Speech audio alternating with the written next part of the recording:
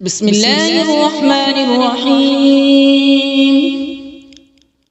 تبارك الذي بيده الملك وهو على كل شيء قدير، الذي خلق الموت والحياة ليبلوكم أيكم أحسن عملا وهو العزيز الغفور، الذي خلق 7 سماوات طباقا ما ترى في خلق الرحمن من تفاوت، فارجع البصر هل ترى من فتور، ثم ارجع البصر كرتين ينقلب إليك البصر خاسئا وهو حسير، ولقد زينا السماء الدنيا بمصابيح وجعلناها رجوما للشياطين وأعتدنا لهم عذاب السعير، وللذين كفروا بربهم عذاب جهنم وبئس المصير، إذا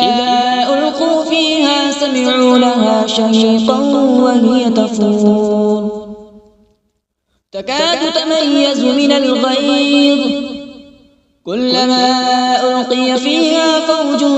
سألهم خزنتها ألم يأتكم نذير،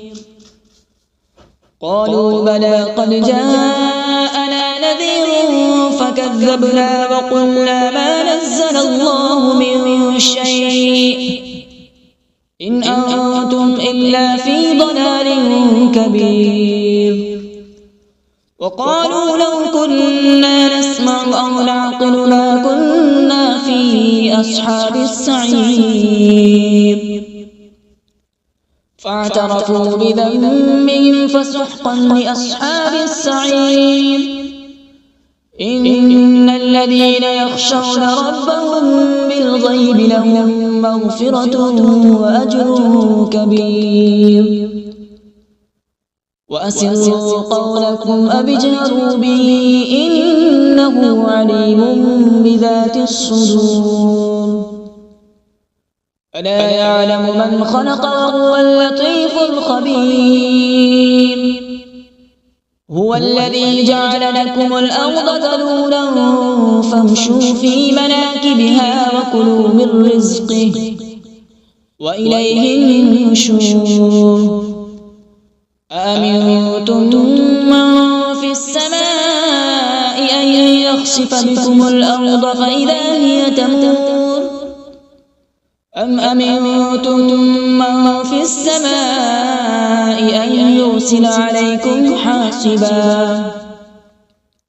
فستعلمون كيف نذير، ولقد كذب الذين من قبلهم فكيف كان نكير، أولم يروا إلى الطير فوقهم صافات ويقبض ما يمسكون إلا الرحمن إنه بكل شيء بصير، أمن هذا الذي هو جند لكم ينصركم من دون الرحمن إن الكافرون إلا في غرور، أمن هذا الذي يرزقكم إن أمسك رزقه بل لجوا في عتو ونفور،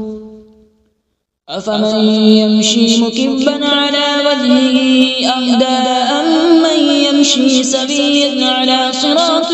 مستقيم، قل هو الذي أنشأكم وجعل لكم السمع والأبصار والأفئدة قليلا ما تشكرون، قل هو الذي ذرأكم في الأرض وإليه تحشرون، ويقولون متى هذا الوعد إن كنتم صادقين، قل إنما العلم عند الله وإنما أنا نذير مبين، فلما رأوا زلفة سيئت وجوه الذين كفروا وقيل هذا الذي كنتم به تدعون قل أرأيتم إن أهلكني الله ومن معي أو رحمنا فمن يجير الكافرين من عذاب أليم قل هو الرحمن آمنا به وعليه توكلنا فستعلمون من هو في ضلال مبين قل أرأيتم إن أصبح ماؤكم غورا فمن يأتيكم بماء معين صدق الله العظيم.